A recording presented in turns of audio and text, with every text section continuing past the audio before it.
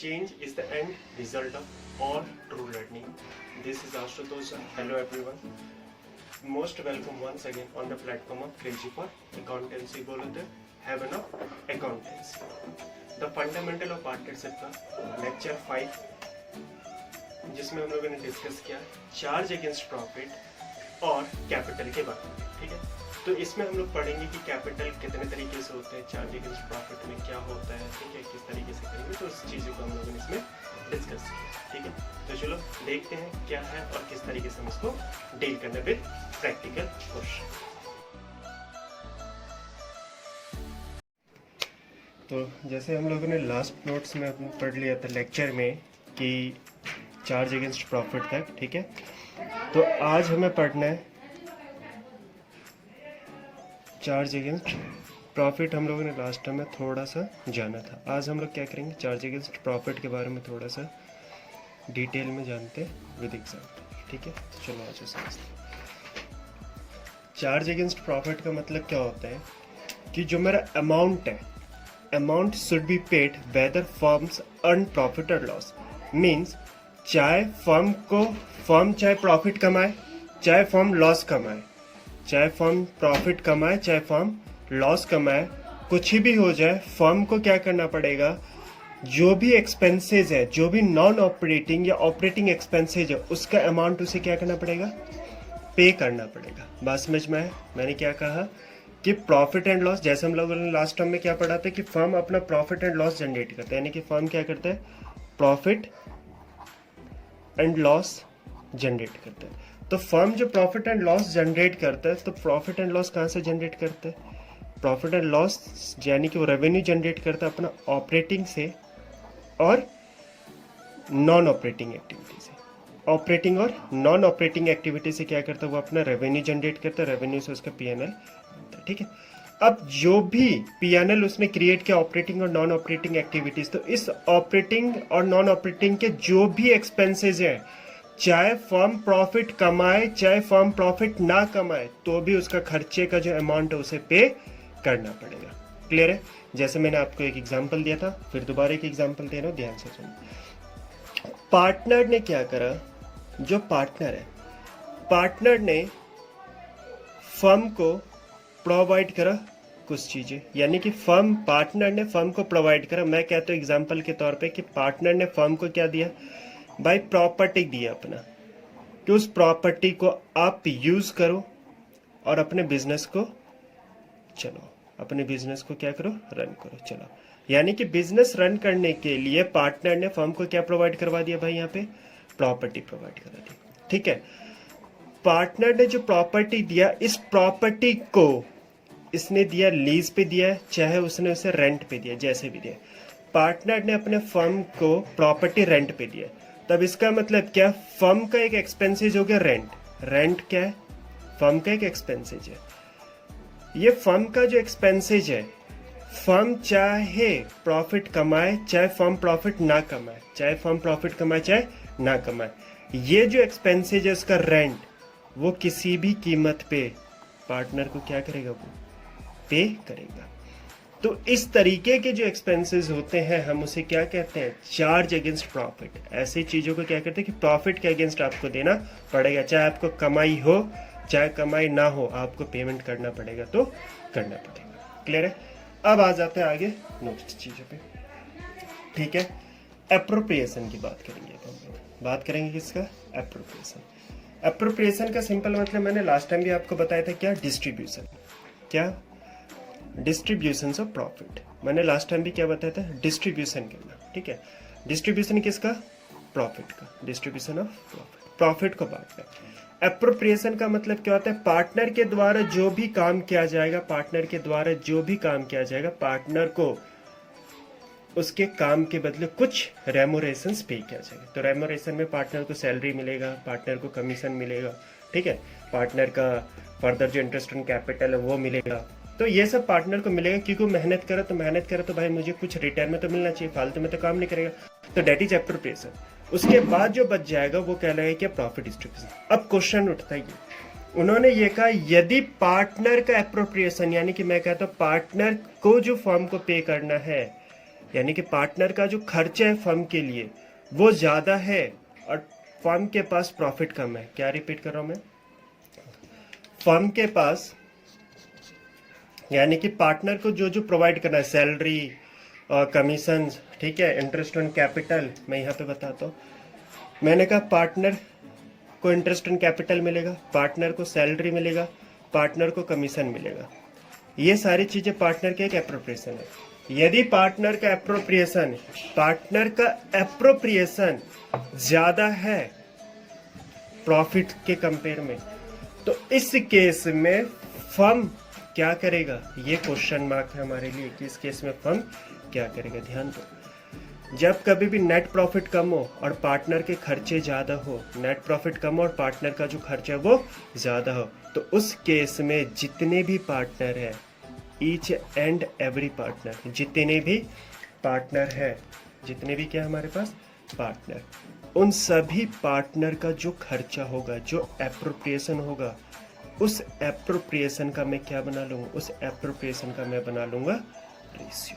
उस एप्रोप्रिएशन का क्या बनाऊंगा मैं, रेशियो। और उस रेशियो में मैं अपने नेट प्रॉफिट को क्या करूंगा, डिस्ट्रीब्यूट करूंगा। नेट प्रॉफिट को क्या करूंगा, डिस्ट्रीब्यूट करूंगा। ठीक है, बेटर समझने के लिए मैं आपको एक एग्जांपल देता हूँ, ध्यान से देखना। मैंने कहा, ध्यान से देखना, एग्जांपल, ए और बी दो पार्टनर थे, ठीक है।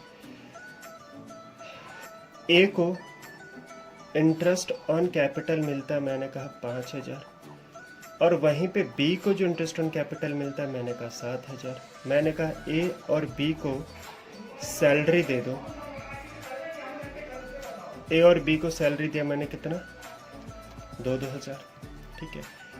कमीशन मैं दे रहा हूं भाई ए और बी को 1,000। क्लियर यहाँ पे, तो कमीशन कितना मिल रहा है ए और बी को, 1,000। बात क्लियर यहाँ पे।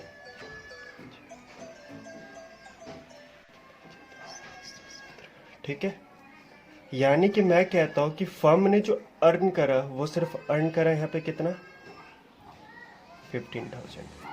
फर्म का जो नेट प्रॉफिट है वो कितना हो गया, 15,000। अब ध्यान दो, मैंने कहा कि इन सभी का एप्रोप्रिएशन यानी कि पार्टनर का जो खर्चा है फर्म के लिए वो कम है या ज्यादा, पहले वो चेक कर ले। अब देखो, इंटरेस्ट ऑन कैपिटल मिल रहा है 5,000 रुपये, ठीक है, ए को, बी को मिल रहा है 7,000 रुपये, दो यानी कि 4,000 सैलरी का और 1,000 कमीशन का, सॉरी 2,000 कमीशन का। अब ध्यान दो, 7 5 12, 12 4 16, 16 और 2 17,000, यानी कि एप्रोप्रिएशन ज्यादा है, फर्म का एप्रोप्रिएशन क्या है, ज्यादा, और नेट प्रॉफिट क्या है, कम। अब ये जो इस तरीके से खर्चे, इस केस में मैं क्या करूंगा, अब मुझे क्या करना पड़ेगा, ए और बी का क्या, ए और बी के खर्चे के बिहाफ पे मैं उसका रेशियो निकाल लूंगा। ए और बी के खर्चे के मुताबिक क्या निकालूंगा, रेशियो, और उस रेशियो के बिहाफ पे मैं इस नेट प्रॉफिट को क्या करूंगा, पार्टनर में डिस्ट्रीब्यूट कर दूंगा। क्लियर है यहाँ तक, कोई कंफ्यूजन? चलिए आगे बढ़ते हैं, ठीक है। तो रेशियो क्या हो जाएगा, अब यहाँ पे देखते हैं, ए का खर्चा है 5,000, 2,000 और 1,000, 5 2 7 और 1 8,000 हो गया ए का खर्चा। अब बी का खर्चा कितना होगा, 9,000, क्योंकि टोटल 17,000 था, 8 इसका 9, यानी कि रेशियो कितना हो गया, 8:9। अब 8/9 में मैं क्या करूंगा, इस 15,000 को डिस्ट्रीब्यूट कर दूंगा, यानी कि 8/17 और 9/17। क्लियर है, that is known as appropriation. ठीक है, अब आगे की बात करते हैं। पहले वाले केस में एप्रोप्रिएशन ज्यादा था, नेट प्रॉफिट कम था। दूसरे केस में कह रही कि एप्रोप्रिएशन नेट प्रॉफिट के बराबर आ जाए, जितना खर्चा उतना ही प्रॉफिट, या मैं कह सकूंगा जितना मेरा नेट प्रॉफिट है, जितना मेरा क्या है, नेट प्रॉफिट है, उतना ही मेरा एप्रोप्रिएशन है। तो कोई दिक्कत ही नहीं भाई, जब खर्चा मेरा प्रॉफिट के बराबर का ही हो जाए तो उस केस में मेरा रेशियो डिस्ट्रीब्यूट करने की, मतलब कोई भी रेशियो, मतलब कोई भी प्रॉफिट पार्टनर में डिस्ट्रीब्यूट नहीं होगा। मैंने कहा टोटल खर्चा 16,000 और पार्टनर का प्रॉफिट भी है 16,000, बैलेंस तो इक्वल हो गया। इसमें ना किसी पार्टनर का प्रॉफिट हुआ और न किसी पार्टनर का लॉस हुआ, तो जो बचा वो इक्वल ही है, तो रेशियो में डिस्ट्रीब्यूट करने की जरूरत नहीं है। तो मुझे यहाँ पर रेशियो फाइंड आउट करने की भी जरूरत नहीं पड़ेगी। ठीक है, क्लियर आई होप। चलिए मूव ऑन नेक्स्ट। अब आ जाते हैं, अब हम लोग बात करेंगे क्या, पार्टनर के कैपिटल के बारे में। देखो पार्टनर के कैपिटल क्या होता है, एक थोड़ा सा फीडबैक देते हैं। हमने 11th क्लास में फाइनल अकाउंट पढ़ा था। 11th क्लास में हम लोगों ने क्या पढ़ा था, फाइनल अकाउंट। उस फाइनल अकाउंट में हम लोगों ने क्या पढ़ा था, उस फाइनल अकाउंट में हम लोगों ने पढ़ा था ट्रेडिंग निकालना और पीएनएल निकालना, दो चीज। ट्रेडिंग का प्रॉफिट पीएनएल में चला जाता, पीएनएल का जो नेट प्रॉफिट आता वो मैं बैलेंस शीट में ले जाता हूँ, कैपिटल में जाके क्या करता हूँ, ऐड कर देता हूँ। कहानी का मतलब क्या समझ में, क्या कहना चाह रहा हूँ मैं यहाँ पे, कहना मैं ये चाह रहा हूँ कि जो मेरा सोल प्रोप्राइटरशिप होता है, सोल प्रोप्राइटरशिप का जो भी रेवेन्यू, सोल प्रोप्राइटर बोल को जो भी रेवेन्यू है, जो भी एक्सपेंसेस है, उसको एडजस्ट करने के बाद जो भी रेवेन्यू होगा, जो भी पीएनएल होगा, वो सारे के सारे एक ही कैपिटल में चला जाता है। क्योंकि बंदा अकेला होता है, तो बंदे ने अपना पैसा खुद लगाया, तो जो भी कमा वो अपने कैपिटल में चलेगा। लेकिन जब मैं पार्टनर की बात करता हूँ भाई, तो पार्टनर से फर्म की बात कर रहा हूँ यहाँ पे, तो मेरे पास एक से ज़्यादा बंदे होते हैं, मोर देन 1%, एक से ज़्यादा लोग होते हैं, और उन दोनों लोगों का कैपिटल भी होगा, ठीक है। तो ये सारे के सारे अपने कैपिटल में ही अपने रेवेन्यू को एडजस्ट करेंगे और अपने कैपिटल में ही एक्सपेंसेस को बुक करेंगे। तो इसलिए मुझे क्या करना पड़ेगा, सभी पार्टनर का अलग से कैपिटल अकाउंट बनेगा। इसलिए मुझे पार्टनरशिप फर्म में क्या मेंटेन करना पड़ता है, पार्टनर कैपिटल अकाउंट में करना पड़ता है। क्लियर है यहाँ पे, ठीक है। चलिए, अब पार्टनर का जो कैपिटल होता है वो दो तरीके से होता है, एक फिक्स्ड कैपिटल, दूसरा फ्लक्चुएटिंग कैपिटल। पहले बात कर लेते फिक्स्ड कैपिटल क्या था। देखो फिक्स्ड कैपिटल का मतलब the amount of capital invested by the partner in the firm remain fixed unless partner introduce or withdraw a capital। means कि जो कैपिटल पार्टनर के द्वारा इन्वेस्ट किया जाता है, जो कैपिटल का अमाउंट पार्टनर के द्वारा अपने फर्म में लगाया जाता है, वो कैपिटल, वो जो इनिशियली कैपिटल है, उससे वो ड्यूरिंग द ईयर चेंज नहीं करते। मैंने क्या कहा, जो भी कैपिटल इन्वेस्ट किया जाता है पार्टनर के द्वारा अपने फर्म में ड्यूरिंग द ईयर, उसमें कोई भी चेंजेस वो नहीं लाते, कोई भी चेंजेस क्या करते, वो अकर नहीं होने देते, does not happen to occur, वो अकर नहीं होने देते, चेंजेस नहीं लाते। वो ये चाहते कि मैंने जितना कैपिटल अपना लगाया था, एग्जाम्पल के लिए ए ने 1 लाख लगाया, बी ने 2 लाख लगाया। अब ये दोनों आपस में बात करते, यार भाई हम चाहते कि हमारा जो कैपिटल है ना, जो पहले जितना था ना उतना ही दिखे, जितना था पहले उतना ही दिखे। तो इन दोनों में से आपस में बी बोलता है, यार भाई यदि हम लोग 1 लाख रुपए तू दिखाएगा और बी बोलता है मैं 2 लाख रुपए ऐसे ही मेंटेन करूंगा, तो बाकी रेवेन्यू और एक्सपेंसेस कहाँ बुक करेगा तू, उसके लिए कोई दिक्कत नहीं। मैं अपने रेवेन्यू और एक्सपेंसेस को अलग से दिखाऊंगा, मतलब हम लोग अपने रेवेन्यू और एक्सपेंसेस के लिए एक अलग से खाता बनाएंगे, बाकी जो कैपिटल हम लोगों ने शुरुआत में लगाया था वो वैसे का वैसे ही लिखेंगे। बात समझ में। तो जो अमाउंट है पार्टनर के द्वारा इन्वेस्ट किया जाता है अपने फर्म में, वो हमेशा फिक्स लेकर, कब तक, जब तक कोई भी पार्टनर अपना और कैपिटल इंट्रोड्यूस ना कर दे, या कोई पार्टनर कैपिटल में से पर्सनल कामों के लिए पैसा ना निकाले, तब तक वो अमाउंट मेरा क्या रहेगा, फिक्स्ड रहेगा। क्लियर है यहाँ तक, आ जाओ। तो फ्लक्चुएटिंग कैपिटल का मतलब जो अमाउंट, जो कैपिटल मेरा फिक्स्ड ना हो वो मेरा फ्लक्चुएटिंग कैपिटल हो जाएगा। बात समझ में। चलिए आगे, कैपिटल यानी फिक्स्ड कैपिटल में 2 अकाउंट बनेगा, एक बनेगा पार्टनर कैपिटल अकाउंट और दूसरा बनेगा partner current account. Partner capital account के अंदर मेरा कौन सा कैपिटल होगा, जो ड्यूरिंग द पीरियड या ईयर टू ईयर कभी भी चेंजेस नहीं होगा। तो इसका मतलब कैपिटल अकाउंट का बैलेंस क्या होगा, मेरा सेम होगा ईयर टू ईयर।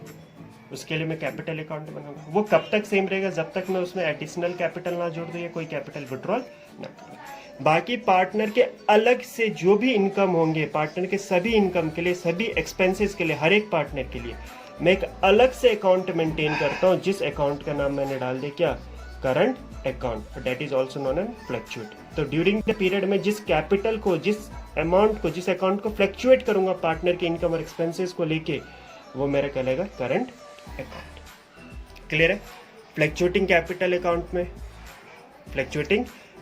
अकाउंट में मैं सिर्फ और सिर्फ एक ही कैपिटल अकाउंट मेंटेन करूंगा, that is known as my partner capital account. क्या बनाऊंगा मैं? Partner capital account. क्लियर यहाँ तक?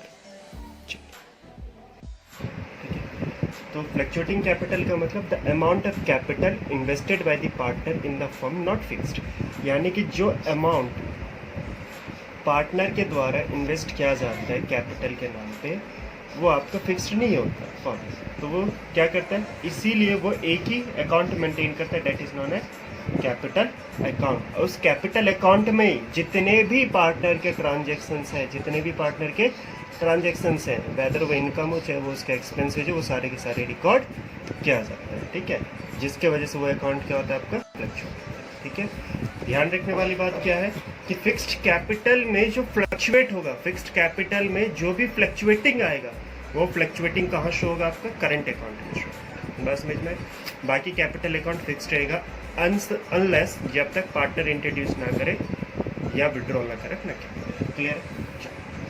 आगे की बात कर लेते हैं।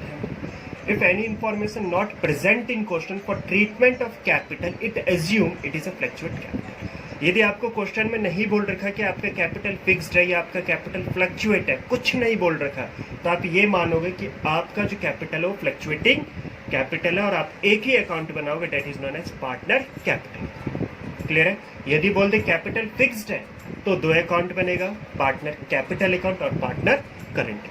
ठीक है, तो चलिए देखते हैं कैसे।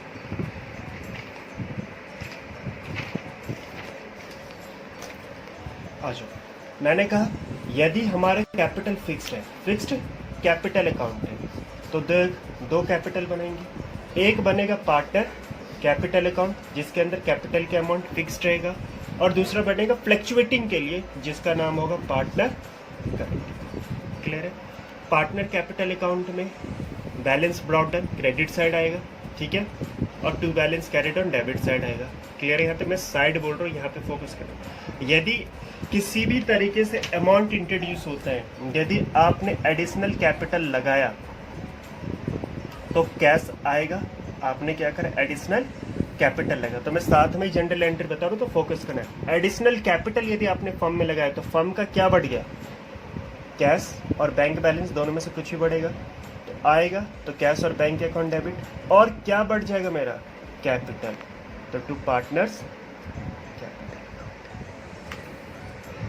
क्लियर है सबको? ये हो जाएगा मेरा पार्टनर। डन। उसके बाद यदि फर्म में से कोई पार्टनर कैश विड्रॉल कर ले तो टू कैश और बैंक, क्योंकि फर्म से पैसा जाएगा, तो इस केस में जनरल एंट्री क्या बनेगा मेरा? बन जाएगा क्या? पार्टनर का जो कैपिटल है वो कम हो जाएगा, partner capital account debit to cash.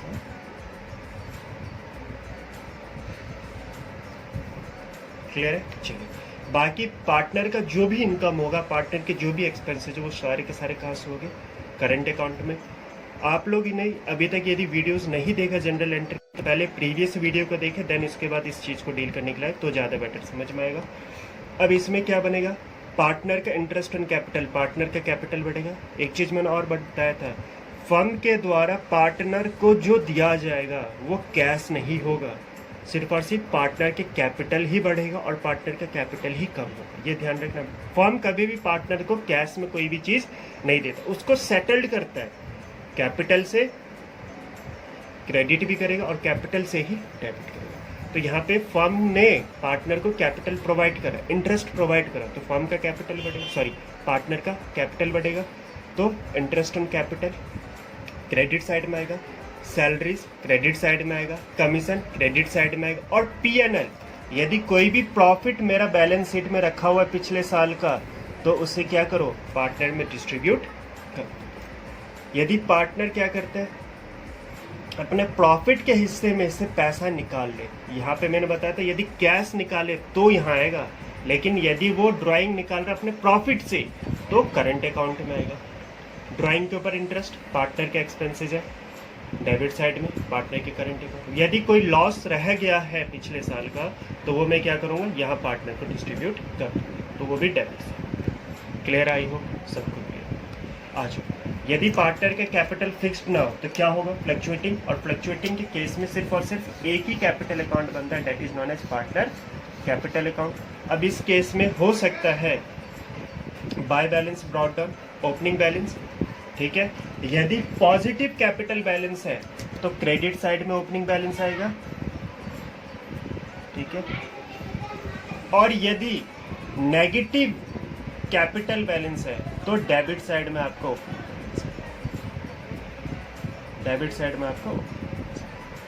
Clear है? बाकी सब यही चीज। यदि एडिशनल कैपिटल इंट्रोड्यूस हुआ, ठीक है, तो क्रेडिट साइड में। यदि विड्रॉल करके ले गया कैश से, पर्सनल पर्पस के लिए यदि विड्रॉल करा कैश, तो डेबिट साइड में। क्लियर यहाँ पे? बाकी फर्म क्या एक्सपेंस है? पार्टनर का इंटरेस्ट ऑन कैपिटल, पार्टनर को सैलरी मिला, पार्टनर का कमीशन और पिछले साल का जो प्रॉफिट, ठीक है। तो यहाँ से बाकी चीज़ें करंट अकाउंट की तरह ही है। पार्टनर का यदि कोई भी लॉस, सॉरी फर्म का यदि कोई भी लॉस है तो वो भी पार्टनर को मिलेगा। और ड्राइंग मतलब मैंने बताया था क्या, यदि पार्टनर क्या करता है, प्रॉफिट से, एक्सपेक्टेड प्रॉफिट से, यानी कि यहाँ जो ड्राइंग विड्रॉल हो रहा है वो एक्सपेक्टेड प्रॉफिट से, अभी प्रॉफिट हुआ नहीं, एक्सपेक्टेड प्रॉफिट के बिहाफ पे जो पर्सनल यूजेस के लिए निकालेगा तो मुझे पार्टनर कैपिटल अकाउंट में शो करना पड़ेगा, ठीक। पार्टनर करंट अकाउंट में यदि वो एक्सपेक्टेड प्रॉफिट से विड्रॉल, ठीक है। यहाँ पे आ जाएगा आपका टू बैलेंस कैरेक्टर। क्लियर है यहाँ तक? चलिए यहाँ पे भी ठीक। ओपनिंग बैलेंस यदि डेबिट बैलेंस पॉजिटिव है तो, और यदि नेगेटिव बैलेंस है तो टू बैलेंस डॉट डन, यानी कि डेबिट कॉर्नर पे, और पॉजिटिव बैलेंस है तो क्रेडिट। क्लियर है यहाँ तक? चलिए अब हम लोग डिस्कस कर लेंगे एक क्वेश्चन जिस पर आपको फोकस करना है, ठीक है। डिस्कस करेंगे हम लोग टीएस ग्रेवाल का अपना क्वेश्चन है, तो मैं पहले आपको टीएस ग्रेवाल का वो क्वेश्चन शो करता हूँ। इलस्ट्रेशन 50, तो इलस्ट्रेशन 15 है जिसे हम लोग पढ़ते हैं, ठीक है। तो इलस्ट्रेशन 15 आप लोग देख लो। जिस चीज़ के पास नहीं है बुक फिलहाल के लिए तो वो फोटो सॉरी स्क्रीनशॉट ले ले, ठीक है। बाकी मैं एक बार पढ़ा देता हूँ, ध्यान से देखना। एबीसी पार्टनर है फर्म में अकॉर्डिंग टू पार्टनरशिप डीड, यहाँ पे डीड मेंटेन है, ध्यान रखना। According to partnership deed partner are entitled to draw up to 7,000 per month, यानी कि पार्टनर के पास राइट है कि वो 7,000 तक क्या कर सकता है, विड्रॉल कर सकता है। On the first day of every month A B and C draw 7,000, 6,000 and 5,000। अभी हम लोग इंटरेस्ट ऑन ड्राइंग की कैलकुलेशन करेंगे। फिलहाल के लिए आपको ये समझना है 11th क्लास में जैसे निकालते तो पूरे साल का, इस पर भी वैसे निकालोगे। Interest on capital and interest on drawing are fixed 8% and 10% respectively. क्या बोला? इंटरेस्ट ऑन कैपिटल आपका 8% है और इंटरेस्ट ऑन ड्राइंग आपका 10% है। बात समझ में आया? चलिए प्रॉफिट जो आपने अर्न करा है पूरे साल में, यानी कि 31 मार्च 2019 में जो आपने प्रॉफिट अर्न करा वो करा 7,55,000, जिसमें से 7,55,000 इसमें से out of which ₹2 lakh are transfer to general reserve, ठीक है। B and C get a salary of ₹30,000, ठीक है। दोनों के क्या मिल रहा है? Salary 30,000 and 45,000 per annum, sorry, respectively. A is to receive commission at the rate 10% on distributable profit, यानी कि ए को कमीशन मिलेगा किसके ऊपर? डिस्ट्रीब्यूटेबल प्रॉफिट, मतलब डिस्ट्रीब्यूटेबल यानी कि डिस्ट्रीब्यूटेबल प्रॉफिट पे जो प्रॉफिट इनको बटने वाला, जो मिलने वाला, उस डिस्ट्रीब्यूट प्रॉफिट के ऊपर उनको कमीशन मिलेगा। क्लियर? आफ्टर चार्जिंग सच कमीशन, 11th क्लास में आपने पढ़ा होगा, ठीक है। तो after charging such commission on 1st April 2080 balance of their capital account are 5 lakh and 4 lakh 3,50,000 respectively, ठीक है। आपको प्रिपेयर करना profit and loss appropriation account 31 मार्च 2019 और साथ में आपको पार्टनर का कैपिटल अकाउंट। यहाँ पे मैंने क्या बताया था क्वेश्चन में, यदि मुझे ना बोला हो कि आपका पार्टनर का कैपिटल फिक्स्ड है या फ्लक्चुएट है, नहीं बोल रहे को क्वेश्चन, मैं एज्यूम कर लूंगा कि मुझे पार्टनर का एक ही अकाउंट बनाना है, डेट इज में पार्टनर कैपिटल अकाउंट। क्लियर है? समझ में आ गया होगा? ध्यान दें, ठीक है। तो चलिए सॉल्व करते हैं आज। ठीक है, तो सॉल्व कर लें। यहाँ पे मुझे कुछ बातें दे रखा था जिस पे आपको फोकस करना था। सबसे पहले क्या, ABC 7,000 रुपये तक निकाल सकता है हर महीने। इंटरेस्ट ऑन कैपिटल और इंटरेस्ट ऑन ड्राइंग जो है उनको 8% और 10% मिलता है। ठीक है, अब ध्यान देना, वो 7,000 पर मंथ निकाल सकता है, तो पूरे साल में कितना हो गया, 12 सत्ते 84,000। कितना हो गया, 12 सत्ते 84,000। ठीक है, उसके बाद B कितना निकाल रहा है आपका, 6,000 पर मंथ, क्योंकि बोला था 7,000 तक निकाल सकते हैं, 7,000 से ऊपर नहीं, 7,000 तक निकाल सकते हैं। तो A 7,000 निकालता है, B 6,000 निकालता है और C 5,000 निकालता है। कैसे, पर मंथ। अब आ जाओ यहाँ पे ध्यान दो, यदि वो पर मंथ निकाल रहा है पैसा, तो इसका मतलब पूरे साल में कितना, 7,000 इंटू में 12। A ने निकाला होगा ड्राइंग, B का ड्राइंग कितना हो जाएगा आपका, 6,000 इंटू में 12। ठीक है, और C का कितना हो जाएगा आपका, 5,000 इंटू में 12। तो 12 सत्ते 84,000, 12 छक्के 72,000 और 12 पंचे 60,000। क्लियर है। अब इनके ऊपर ड्राइंग का ब्याज यानी कि इंटरेस्ट ऑन ड्राइंग कितना मिल रहा है, क्या लिखा था interest on drawing, eight the rate 10% respectively. कितना मिल रहा है, 10%। तो भाई कर लो, 84,000 का 10% कितना, 72,000 का 10% कितना, और 60,000 का 10% कितना। तो यानी कि A को 8400 रुपये डेबिट कर लेंगे हम लोग, B का 7,200 डेबिट कर लेंगे और C का 6,000 रुपये हम लोग डेबिट। क्लियर है। उसी तरीके से इंटरेस्ट ऑन कैपिटल कितना बोला था इनका, 8%। अब इनका कैपिटल का अमाउंट क्या A ने लगाया, क्योंकि 1 अप्रैल ओपनिंग बैलेंस, ध्यान रखना इंटरेस्ट हमेशा ओपनिंग बैलेंस पे मिलेगा। इंटरेस्ट हमेशा कैपिटल पे जो इंटरेस्ट है आपका हमेशा क्या मिलेगा, ओपनिंग बैलेंस पे मिलेगा। तो ओपनिंग बैलेंस इनका 1 अप्रैल 2018 है। क्योंकि मैं जो ये प्रिपेयर कर रहा हूँ, कब प्रिपेयर कर रहा हूँ, 31 मार्च 2019 के लिए, तो ओपनिंग बैलेंस कब का होगा, 2018 का ही होना चाहिए। तो A ने लगाया था कैपिटल आपका 5 लाख रुपए, B ने लगाया था आपका 4 लाख रुपए और C ने लगाया था कितना, 3.5 लाख। क्लियर है। अब उसका 8% निकाल लो। तो सिंपल, यदि मैं कहूँ 8 पंचे 40, 40,000 A का, 32,000 B का, और इसका कितना हो जाएगा आपका 8 पंचे 40, 8 त्रिक 24, तो यानी कि 28,000 C का। ये इंटरेस्ट ऑन कैपिटल। ठीक है, तो इंटरेस्ट ऑन ड्राइंग फर्म का एक्सपेंसेज है, sorry interest on drawing firm का इनकम है, इंटरेस्ट ऑन कैपिटल फर्म का एक्सपेंसेज है, इसलिए फर्म ने डेबिट कॉर्नर पे इंटरेस्ट ऑन कैपिटल बुक किया। इंटरेस्ट ऑन ड्राइंग फर्म का इनकम कह सकते हो, रेवेन्यू कह सकते हो, रेवेन्यू तो नहीं कहेंगे, एक तरीके से लाभदायक प्रॉफिट है, तो क्रेडिट कॉर्नर। ठीक है, बात करते पार्टनर की सैलरी। पार्टनर की सैलरी अभी हम लोग बात करते कि 2 पार्टनर है जिनको सैलरी मिल रहा है। कौन कौन है भाई वो पार्टनर, B और C। B को मिल रहा है भाई 30,000 रुपये पूरे साल का, और C को मिल रहा है 45,000 रुपये पूरे साल। ठीक है, तो इसका मतलब क्या, फर्म का क्या ये इनकम या एक्सपेंसेज, यस एक्सपेंसेज है, इसलिए कहाँ बुक करेगा वो, डेबिट साइड में बुक करेगा। पार्टनर सैलरी B और C का 30,000, 45,000, टोटल कितना हो गया 75,000। ठीक है, नेट प्रॉफिट कितना था इनके पास, 7,55,000 का था, जो क्रेडिट साइड में आ जाए। अब क्वेश्चन है, देखो ध्यान से देखना, स्टेटमेंट बहुत इंपॉर्टेंट है। इन्होंने कहा कि 7,55,000 में से मैंने 2 लाख रुपए ट्रांसफर कर दिया जनरल रिजर्व में।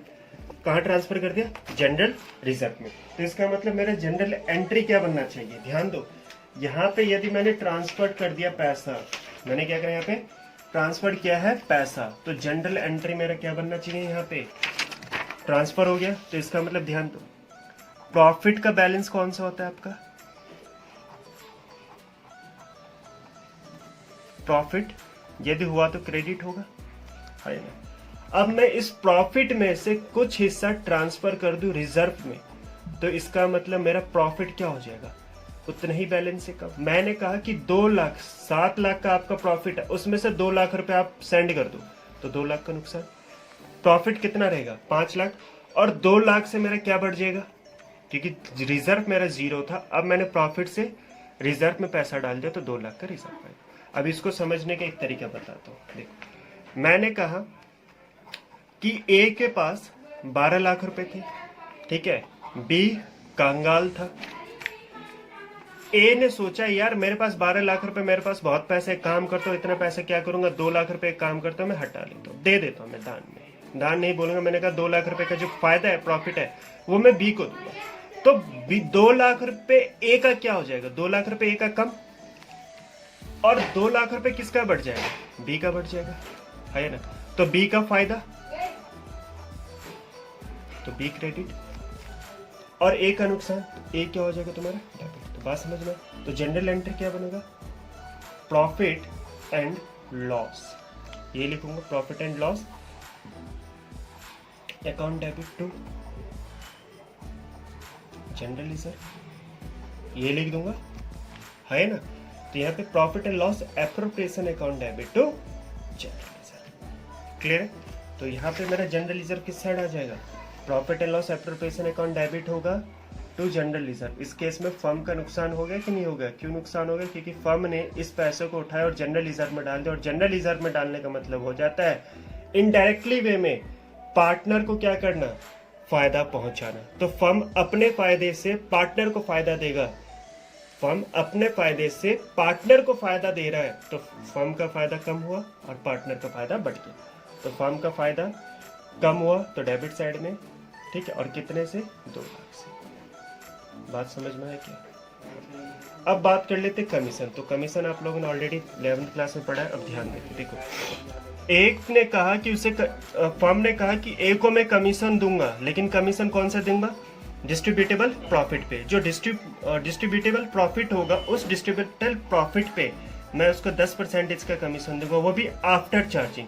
आफ्टर चार्जिंग का मतलब कि रेट जो मेरे डेनोमिनेटर में होगा वो ज्यादा होगा। तो आ जाओ जरा देखते हैं, इसे ध्यान देते हैं। मेरे पास टोटल अभी फिलहाल 7,55,000 का प्रॉफिट और 21,600 का ड्राइंग मुझे मिलना है। तो मुझे टोटल कितना मिलेगा, कुछ इस तरीके से, है ना। ये मेरा क्रेडिट है। मेरा खर्चा कितना है पहले मैं चेक कर लेता हूँ। 1 लाख रुपए इंटरेस्ट ऑन कैपिटल, 75,000 का सैलरी और 2 लाख का मेरा हो गया जनरल रिजर्व। टोटल मिला के मेरा हो गया 3,75,000। कितना हो गया, 3,75,000। अब फर्म कहता है कि मैं ए को कमीशन दूंगा, ए को मैं कमीशन दूंगा, लेकिन किस कमीशन, तो ए को कमीशन कम मिलेगा, डिस्ट्रीब्यूटेबल प्रॉफिट। तो डिस्ट्रीब्यूटेबल प्रॉफिट का मतलब क्या हो गया कि फर्म के इनकम में से पार्टनर के सारे एक्सपेंसेस हटा दो। फर्म का इनकम 7,76,600, पार्टनर के एक्सपेंसेस 3,75,600 का, ये माइनस बताओ कितना आएगा, 6 में से 5 गए, 7 में से 7 गए 0, 7 में से 3 गए 4, कितना, 4,01,600। अब इस 4,06,000 पे कमीशन मिलेगा किसको, ए को, वो भी आफ्टर चार्जिंग सच कमीशन। आफ्टर चार्जिंग सच कमीशन, तो 4,01,600 पे 10% है। आफ्टर में हमेशा रेट बढ़ा दिया जाता है, तो कितना, जितना आपको ब्याज मिलेगा उतना ही आप 100 में जोड़ दो। तो 100 प्लस में 110, ठीक है, कर लो। तो इसको डिवाइड करके जो मेरा आंसर आएगा, तो 11 3 33, तो 36,509। ए का कमीशन कितना हो गया, 36,509। तो क्या ये फर्म के इनकम है, एक्सपेंसेज है, फर्म का एक्सपेंसेज है। तो मैं यहाँ पे लिख दूँ 36,509 रुपये, ठीक है। अब इस 36,509 को मैं माइनस कर लेता हूँ, तो मेरे पास आ जाएगा क्या, distributable profit. Net distributable profit में कह सकता हूँ, क्लियर यहाँ पे। तो माइनस करके आपका आ जाएगा 3,65,091। तो इसे मैं कहूँगा टू प्रॉफिट ट्रांसफर। और ये प्रॉफिट कहाँ ट्रांसफर होगा, एज कैपिटल, बी कैपिटल और सी कैपिटल, यानी कि तीनों पार्टनर की कैपिटल में ये पैसा चला जाएगा। और मैंने आपको सिंपल वे बताया था कि जो भी एक्सपेंसेस हैं, फर्म के जो भी एक्सपेंसेस है वो डेबिट कॉर्नर में, और फर्म के जो भी इनकम है वो क्रेडिट कॉर्नर में। बात समझ में। तो फर्म के एक्सपेंसेस क्या होगा, जो जो पार्टनर को मिलने वाला चीज है वो फर्म के एक्सपेंसेस है, ठीक है। जो पार्टनर को चीजें मिलेगा, पार्टनर को इंटरेस्ट ऑन कैपिटल मिलेगा, पार्टनर को सैलरी मिलेगा, पार्टनर को कमीशन मिलेगा, पार्टनर का रिजर्व ट्रांसफर होगा, ठीक है। तो ये सारे के सारे फर्म के एक्सपेंसेज है। फर्म के इनकम नेट प्रॉफिट है, ड्राइंग के ऊपर ब्याज मिलेगा, ये फर्म का इनकम है। तो फर्म का इनकम क्रेडिट साइड में और फर्म के एक्सपेंसेज डेबिट का। बात क्लियर है सबको? चलिए अब ध्यान दो, अब पार्टनर कैपिटल अकाउंट बनाना बहुत सिंपल है। क्या? इस कॉर्नर में यानी कि डेबिट कॉर्नर में जितने भी आइटम है वो पार्टनर कैपिटल के क्रेडिट कॉर्नर मींस यहाँ पे क्या होगा? Interest on capital. क्या मैं कहूँगा? क्या ये जो मेरा इंटरेस्ट ऑन कैपिटल है वो यहाँ चला जाएगा, पार्टनर की सैलरीज यहाँ चली जाएगी, पार्टनर का कमीशन चला जाएगा। बात समझ में आए? पार्टनर का कमीशन। और बात रही जनरल रिजर्व, तो ये जनरल रिजर्व भी पार्टनर में बढ़ जाएगा, लेकिन ऑलरेडी एडजस्टेड है तो इसे नहीं बांटेंगे फिलहाल के। बाकी जितने भी पार्टनर के प्रॉफिट है वो भी यहाँ जाएगा। अब क्रेडिट साइड का यानी कि इंटरेस्ट ऑन ड्राइंग, ये क्या होगा? यहाँ इस कॉर्नर पे आ जाएगा। नेट प्रॉफिट नहीं बांटेंगे क्योंकि नेट प्रॉफिट में ही हमने इन सब चीज़ों को एडजस्ट कर दिया, ठीक है। तो क्रेडिट साइड वाला किस चला जाएगा? पार्टनर के डेबिट साइड में, और पार्टनर के जो भी डेबिट साइड के आइटम है पार्टनर के क्रेडिट कैपिटल में क्रेडिट साइड। क्लियर है? तो मेरा इंटरेस्ट ऑन कैपिटल तो मैं यहाँ पे लिख सकता हूँ बाय इंटरेस्ट ऑन कैपिटल, लिख सकता हूँ, है ना? ठीक है, क्योंकि जनरल एंट्री हम लोगों ने क्या पढ़ा था? Profit and loss appropriation account debit to interest on capital. Clear है? तो by interest on capital to A's capital to B's capital to C's capital, ठीक है। तो इंटरेस्ट ऑन कैपिटल 40,000 का। याद रखना, जो मैं ओपनिंग बैलेंस की बात कर, ओपनिंग एंट्री की बात कर रहा था वो ये है एक्चुअली में, interest on capital account debit to A's capital to B's capital to C, उसके बाद ट्रांसफर होता है आपका इसमें, तो प्रॉफिट एंड लॉस 32,000 और 28,000। तो आपको शॉर्ट फॉर्म में क्या याद रखना है कि सारे ट्रांसफर हो गए। तो बाय पार्टनर सैलरीज, ए को तो खैर कुछ नहीं मिला, बी को मिला 30,000 और सी का 45,000, ठीक है। और बाय कमीशन, ए को कमीशन मिला 36,500, ठीक है। बाकी आपका by profit and loss appropriation से प्रॉफिट कितने का आ गया तो आप देख सकते हैं, आप लोग खुद कर लेना। मेरे हिसाब से 1,21,697, क्योंकि इक्वली बढ़ना है, कोई इन्फॉर्मेशन नहीं है, ठीक है। बाकी टू इंटरेस्ट ऑन ड्राइंग 8400 ए को, 7200 बी को और 6000 सी को आ जाएगा। अब इसके ऊपर sorry to interest on drawing हो जाएगा बाय ड्राइंग, क्योंकि कैपिटल तो कम हुआ है मेरा, तो ड्राइंग कितना यहाँ से देख सकते हैं 84,000 पे निकाला था इसने, 72,000 इसने और 60,000। नहीं दिखाएंगे तो कैपिटल आपका ज़्यादा दिखेगा, जबकि इंटरेस्ट भी आप ले रहे हो और ऊपर से ये शो कर रहे हो, तो ये गलत हो जाएगा, ठीक है। तो ड्राइंग आपने निकाला तो आपको शो करना पड़ेगा। क्लियर है? चलिए बात हो गया खत्म। तो टू बैलेंस कैरिड ऑन कितना आएगा वो मुझे बता देना आप लोग खुद ही। तो टू बैलेंस कैरिड ऑन मैं एज्यूम कर लूँ तो 6,05,806 रुपये का, इक्वली नहीं आना चाहिए, 5,04,497 और उसके बाद 4,78,697 जी आ गया पार्टनर का। क्लियर है? तो ये partner profit and loss appropriation और पार्टनर कैपिटल का। आई होप आप लोगों को बहुत अच्छे से समझ में आया होगा। आपके होमवर्क के लिए मैं बता देता हूँ क्या करना है। अब आप लोग अनसॉल्व, यदि आपके पास टीएस ग्रे वाला तो अनसॉल्व जो भी क्वेश्चन है आपके बैक साइड में उसे ट्राई करना है। नेक्स्ट वीडियो आप लोगों का जल्द से जल्द अपलोड करूँगा मैं, जिसमें मैं डिस्कस करूँगा इंटरेस्ट ऑन ड्राइंग के बारे में। Thank you, have a nice day to all of you. खुद ही हो गया।